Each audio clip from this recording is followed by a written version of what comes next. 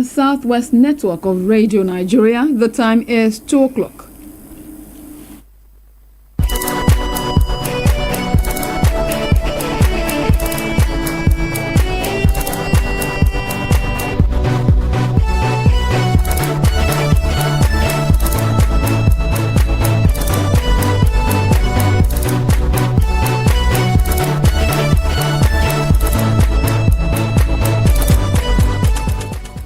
Good afternoon and welcome to the first edition of the World Today for the week.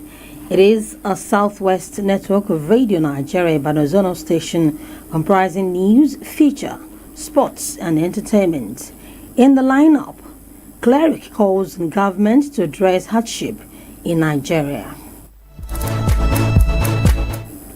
NSCDC deploys 10,000 personnel ahead of Osun State governorship election. On the foreign scene, China evacuates 1 million as massive storm approaches. Ukraine drone strike kills 13 Russians. Heart of the matter today is on making judicious use of assets recovery, while feature is on mantle shrimps. My name is Olushola Akinropo, and reading with me this afternoon is Remy Omolola. You can also listen to us via www.radionigeriaibadan.gov.ng or watch us live on Facebook at Prem FM 93.5. As the rainy season continues, let us keep warm to prevent cold. Now the news in full. The Prelate Methodist Church Nigeria, the Most Reverend Ali Abba, has called on the federal, state and local government to urgently address the hardship Nigerians are grappling with. The Most Reverend Ali Abba stated this while addressing newsmen on the end of the 50th and 15th biennial conference of the church held at the Methodist Church Nigeria, Cathedral of Light, Agodi Gate, Ibadan.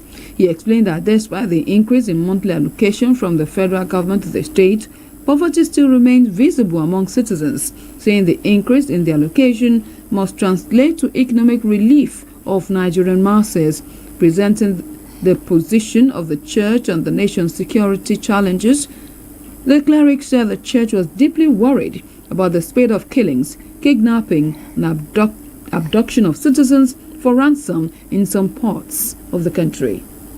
Conference acknowledged reform efforts by the current government in key sectors, but expressed deep concern over the worrisome or worseness economic hardship, hunger, insecurity, unemployment, and declining living standards. The Most Reverend Ali Abba, who commended the rescue of the abducted school students and teachers in Orire local government area of the state, said the conference expressed full support for the creation of state police as it will enhance the nation's security architecture.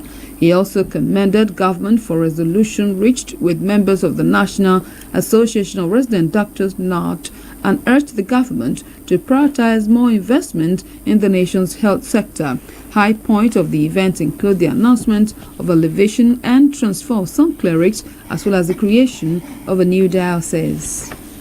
As Osun State residents decide who their next governor will be in the forthcoming election, stakeholders have been advised to let peace prevail before, during, and after the election. The minister in charge of Christ Apostolic Church, CAC Wonderland, Orita Mary Ojo, Arulogun Road, Ojo Ibadan, Pastor Oluwafemi Adeleke, gave the charge in an interview with Radio Nigeria in Ibadan, Oyo State. Pastor Adeleke explained that election represents a crucial moment of leadership shift, saying that August 15, 2026 poll in Osun State should reflect people's choice. Be it 4 years or 8 years in office, it will surely come to an end. This time, we should be closer to God for His guidance and wisdom. In Him lies truth and righteousness. Commenting on the recently passed Federal Road Safety Corps FRC Amendment Bill, by the Senate, which proposes a 50,000 naira fine for individuals convicted of preaching in commercial vehicle. Pastor Adeleke urged the lawmakers to have a rethink on the legislation. Satan is doing all it can to find faults in Christians so as not to continue to preach the gospel in the bus.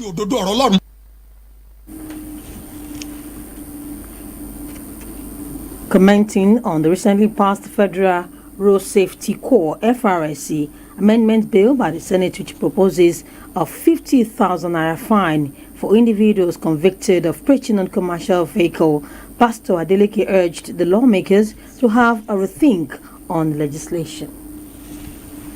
As Osun State prepares for another governorship election, the Independent National Electoral Commission (INEC) says 2,339,243 registered voters are eligible to participate in the election scheduled for the 15th August 2026. Also, the Bimodal Voter Accreditation System (BVAS) will be deployed across all 3,763 polling units in the state for voter accreditation to ensure that only registered voter with valid permanent voter cards will be allowed to vote on the election day. The State Resident Electoral Commissioner (INEC), Mrs. Oluwatoyin Babalola, made this known in Osogbo, the state capital, while speaking with Radio Nigeria correspondent Mojisola Oladele on the level of preparedness of the electoral umpire. The Independent National Electoral Commission (INEC) is the constitutional body responsible for organizing and supervising elections in the country. It was established under the 1999 Constitution and operates as a permanent institution which plays a central role in voter registration, political party regulation, election administration, and the management of democratic electoral processes across the country. INEC mandate includes conducting elections for the offices of President, Governor, National Assembly and State House of Assembly, maintaining and updating the National Voter Register, registering and monitoring political parties, and promoting voter education and democratic participation. Speaking on the level of preparedness of the Commission for the governorship election, the State Resident Electoral Commissioner (INEC), Mrs. Oluwatoyin Babalola, said a Train the Trainers workshop was organized in May 2026 for local government training officers in preparation for route training for youth corps members to ensure presiding officers have a good understanding of their roles during the poll. She noted that the Commission has provided magnifying glasses, braille ballot guides, and priority voting access for persons with disability, the elderly, and nursing mothers. INEC Osun State is fully aware of its mandate to deliver free, fair, credible, inclusive and transparent election. While expressing its readiness to work closely with all security agencies, Mrs. Babalola pointed out that security agencies have been notified about some flashpoints and difficult terrains to aid their planning, deployment strategies as well as operations. This to make our work easy and to make the work of the security agencies easy too. Mrs. Babalola stressed that the Commission is synergizing with stakeholders including civil societies, political parties, media, transport providers, among others, to ensure transparent and comprehensive coverage of the electoral activities for the 2026 Osun State governorship election. In his contribution, the head of Department, Voter Education, Gender and Inclusivity, Pastor Rufus Ariyo, observed that the Commission had been engaging with various categories of people on how to handle the ballot paper to avoid void votes and would continue till 2 days before the election day. Election will start by 8:30 a.m. and expected to end by 2:30. But as men that are on the queue, all or before 2:30 must be attended to before the close of the poll. Pastor Ariyo added that election officers, security personnel, agents of the contesting parties, accredited media, local and foreign observers are permitted to engage in their lawful duties on the election day. In Osogbo, Mojisola Oladele, Radio Nigeria. Still on Osun State governorship election, political parties and their candidates have been urged to embark on issue-based campaigns rather than show of supremacy and empty promises often witnessed during electioneering. Such issues include workers' welfare, infrastructure development, and security of lives and property of the citizenry. This is the focus of the report by our correspondent, Abiodun Adewi. Every election provides an avenue for candidates to contest and win people's mandate. However, to win this mandate, candidates need to also win the people's confidence and trust that they will meet their yearnings and expectations. To this end, political parties and candidates reel out their manifestos to highlight what they intend to do for the electorate. Speaking on likely expectations of Osun residents as they prepare to exercise their franchise on August 15, a political analyst, Mr. Mike Oyetunde, pointed out that campaigns which address issues bordering on security, workers' welfare, infrastructural development, food security will shape voters' mind ahead of the election. Mr. Oyetunde urged governorship candidates to only make realistic electoral promises. To put into consideration the candidates, will he be able to solve the issue of security? Will he be able to improve the economy and create jobs for the citizen? Will there be improvement in infrastructure? Our education, will it be better or getting worse? Education and health. Mr. Oyetunde, however, said the popular candidates in the Osun governorship election are not really addressing issues but engaging in a campaign of bitterness. In the contrary view, a public commentator, Mr. Yinka Anju, submitted that though the incumbent governor, who is also a candidate in the election, has good record, but not doing enough in telling voters what he intends to do next if re-elected. Not interested. Tell me what you will do precisely for me if you win. That's what I will now look at and decide to vote for you or not vote for you. Of sympathy strategy, trying to call sympathy. The ruling party in Osun will say that they want to use the power from above. The challenging party, APC, will say that it wants to use the power within. The 4 items are laid down. Tell me how you are going to go about them. Mr. Andrews, who highlighted what the electorate desire to include affordable health service, stable power supply, quality and affordable education and good rules, emphasized that any candidate who desires to wrestle power from the incumbent must tell voters what he will do differently. For the challenger, you are coming newly. You should look at these areas I'm looking for, both hard and soft. Then how you will go about it different from what the person there has done. Mr. Andrews stressed that issue-based campaign will not only ease the task of campaign, but also help political parties and candidates in ensuring a peaceful atmosphere for a credible election. In her contribution, a trader, Mrs. Fumi Adedoye, submitted that some members of the APC are nursing grievances with the party, hence the massive defection to Accord, which she said would change the tone of the election. We want a party that can guarantee, there will be regular payment of salary. We all know Osun State is a civil service state, and it's only when the salaries are being paid regularly that even we that are traders will be able to sell. Mrs. Adedoye said citizens will be endeared to any candidate with good welfare packages. In Oshogbo, Abiodun Adewi, Radio Nigeria. The vote of the electorate is their voice and tool to demand for improved security, healthcare, affordable and quality education, youth empowerment, and other basic and social amenities. As Osun elects another governor, residents demand not only the above, but make life easier and for political office holders to be accountable and transparent in their stewardship. In this special report, Olufunke Adeosun examined the expectations, priorities, and concerns of voters across the state ahead of the governorship polls. Her report. Every election season, voters hear promises, but those promises are often not fulfilled, and at other times, a difference exists between what was promised and what was delivered.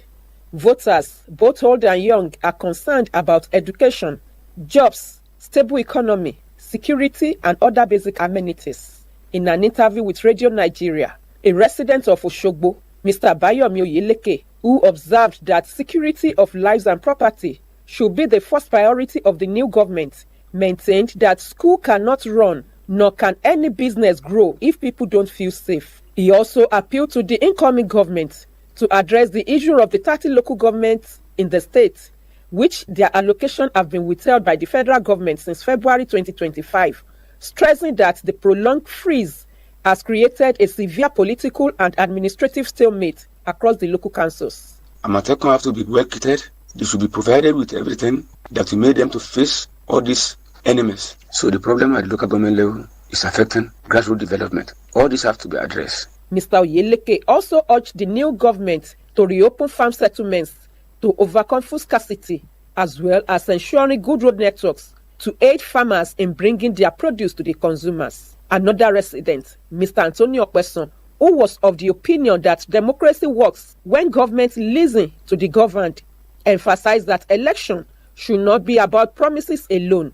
It should also be about the fulfillment of such promises. In the advanced country, you don't use such things to campaign. Good motorable roads, and most especially in the rural areas. Besides, electricity too is also important. Mr. Okpeson called on the incoming administration to subsidize education, particularly at the primary and secondary school level, if it could not make it free. A young graduate, Mr. Misin Ayokunle, noted that it was imperative to equip young people with skills, resources, and opportunities needed to achieve financial independence to reduce youth restiveness. The incoming government in Osun State should be able to give youth the startup grant to start small business and to help in digital skill acquisition program to fight unemployment. Ms. Ayokunle also stressed the need for the incoming administration to check brain drain in the health sector and ensure that primary health care centers in every ward are well equipped with modern equipment and drugs. Other respondents, including Mr. Yobami Folowoshele and Mr. Yodeji Oluwanifemi, called on government to make their votes count by doing what is expected without people resorting to industrial actions to demand for their rights. Next governor should continue the good work of the incumbent governor. Government should do what is necessary to make our votes count. The duo maintained that when expectations are not met, it could lead to frustration and anger on the part of the citizens. In Ilesha, Olufunke Adeosun, Radio Nigeria. The Nigeria Security and Civil Defense Corps, NSCDC, has deployed 10,000 personnel from 10 state commands to reinforce security operations ahead of the Osun State governorship election. The Commandant General of the NSCDC, Professor Ahmed Daudu, ordered the deployment, which is scheduled to commence today as part of measures to ensure a peaceful and secure electoral process, according to a statement by the NSCDC spokesman, Mr. Folabi Babawale. The personnel, comprising uniformed and undercover officers, are drawn from the Oyo, Ondo, Ekiti, Ogun, Lagos, Kwara, Edo, Kogi, Delta, and Federal Capital Territory commands, with about 1,000 personnel from each command. The Corps said the deployment would complement its existing personnel in Osun State and provide security for voters, electoral officials, observers, journalists, and residents across the state's 30 local government areas. Professor Audi also directed the deployment of specialized units, including the Commandant General Special Intelligence Squad, Special Weapon and Tactics Unit, Specialized Female Squad, Mining Marshals, Special Strike Force, Crack Squad, and K9 Unit to support intelligence gathering, crime prevention, protection of critical assets, crowd control, and other election-related security operations.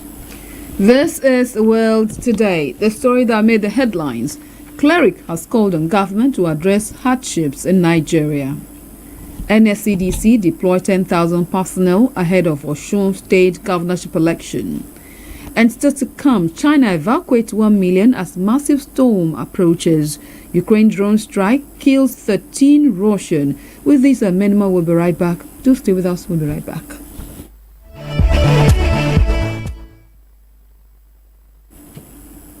Traditional birth attendants, TBS, in Ondo State have called for regular training and retraining to improve maternal and child health care services as the world marks the International Day of the World Indigenous People, with the theme honoring indigenous midwives, safeguarding life and well-being. Radio Nigeria correspondent Tosin Aderibibe brings details. This year's theme, honoring indigenous midwives, safeguarding life and well-being, recognizes the critical role indigenous midwives play in preserving traditional knowledge, strengthening cultural identity, and providing maternal care, particularly in undeserved communities. Speaking with Radio Nigeria, the president of the Traditional Belt Attendants Association in Ondo State, Mrs. Mary Adaramoye, appealed to the government to provide greater support and create an enabling environment for TBAs to operate effectively.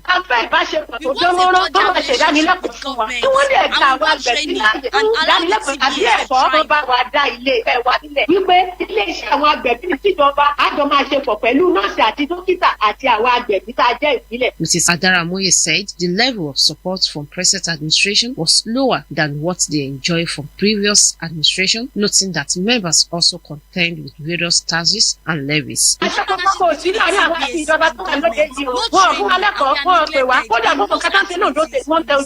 Mrs. Adaramoye explained that TBAs often enjoy a better working relationship with private hospitals, alleging that private health facilities provide incentives whenever they refer patients, unlike government hospitals. All our people are not happy. Present governor now, we are not fine better because what they did to us is not making us happy at all. They don't recognize us. Also speaking, a member of the association, Mrs. Nkechi Dada, appealed to both the state and federal government to enhance the capacity of traditional birth attendants through regular training and provision of incentives. We want government to help us to tell hospitals when they see the midwifery baby come to them saying they need them. They don't need to lavish us. Reacting to allegation of rivalry between government-employed midwives and TBAs, a registered nurse at a government-owned primary health care center in Akure, Mrs. Temitope Dare, said many TBAs lacked adequate diagnostic skills, proper patients records, and emergency equipment needed to manage pregnancy complications. She warned that these limitations will increase the risk of preventable maternal and neonatal deaths. We have their history. This traditional birth attendant, most of the time, don't take history. Most of them doesn't take history, proper history of these pregnant women, and it poses them to risk. Mrs. Dare also alleged that some TBAs prefer to refer emergency cases to private hospitals because of incentives rather than sending them to government facilities. When they bring patients to government hospital, there is no cost for them. Every money they collect from these patients goes to the government. At the end of the month, they collect their costs. Stakeholders, however, agreed on the need for greater government investment in primary health care, particularly in rural communities, through improved infrastructure, modern equipment, and continuous capacity building for both conventional health workers and traditional birth attendants in Akure. Tosin Aderibibe for Radio Nigeria. Now to the foreign scene. Chinese authorities have evacuated more than 1 million people from their homes in eastern China, including financial capital Shanghai, as Typhoon Dolphin made landfall. Report says the typhoon brought heavy rains and halted transportation across the region, as nearly 1,000 flights were cancelled in Shanghai alone on Monday. Still on the foreign scene, at least 13 people have been killed in Ukrainian drone strike on the Russian Republic of Tatarstan. Report says one child was among the victims, with 70 more people injured. Also describe it as one of the deadliest single attacks on Russia since the start of Moscow's full-scale war in Ukraine. Heart of the Matter today takes a look at making judicious use of assets recovery. It was written by Fauzia Kashim of our Current Affairs Unit.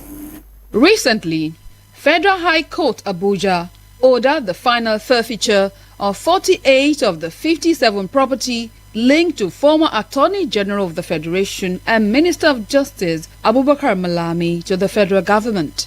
This is another significant development in the country's evolving asset recovery efforts. Beyond the personalities involved, the case is also a reflection of how the country manages its public resources, enforces accountability, and prevents the misuse of state power. While it is pertinent that alleged diverted assets recovery is necessary, it cannot become the primary measure of success in the fight against corruption.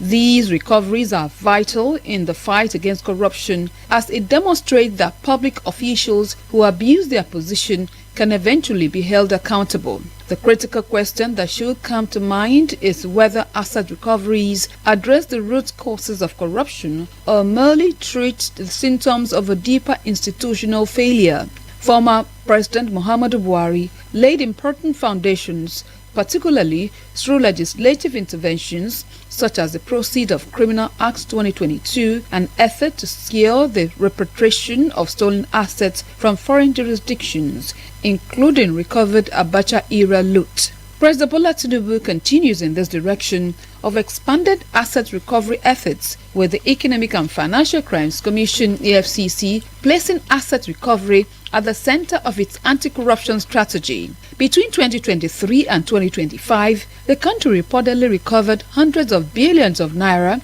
hundreds of millions of dollars, and thousands of property.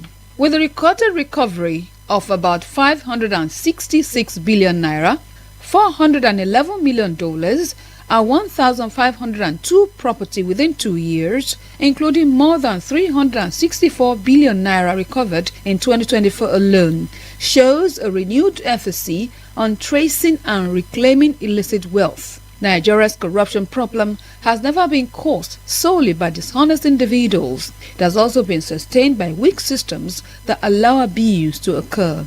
At this juncture, it is pertinent that government must ensure that asset recovery is accompanied by stronger accountability structures that recovered funds should be transparently managed and channeled into projects that directly improve citizens' welfare. Transparency is not merely a public relations exercise, it is essential to rebuilding public trust. It is pertinent for Nigeria to strengthen preventive mechanisms, the digitization of government transactions, improved procurement monitoring, stronger whistleblowing protection, more effective auditing system, and greater independence for anti-corruption agencies are all necessary if the country is serious about reducing corruption.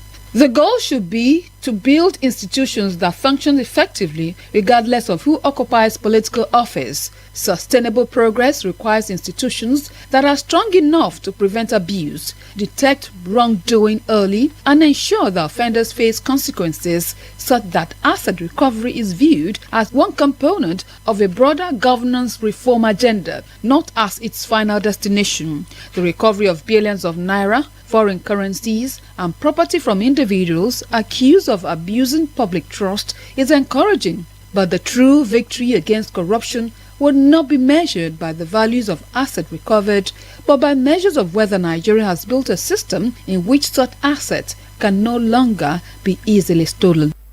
A script on making judicious use of assets recovery was written by Fauziya Kashim of our Current Affairs Unit and read from our studio. There are numerous creatures in the sea with their features that make them unique and stand out. For more details, let's join Emilia Ojemudia.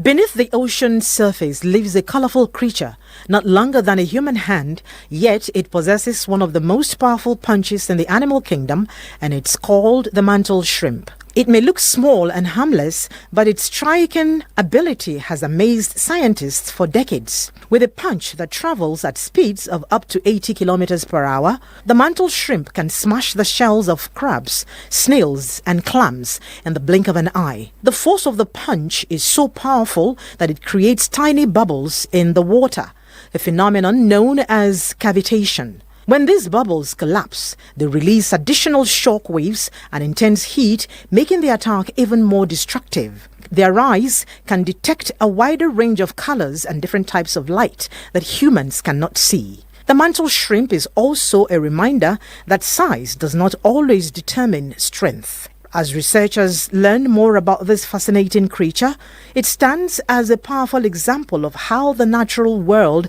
can shape innovation and deepen our understanding of life here on Earth. That script on mantle shrimps was written by an intern from Bowa University at Osun State, Henry Bailey. To end the news, here again are the day's top stories.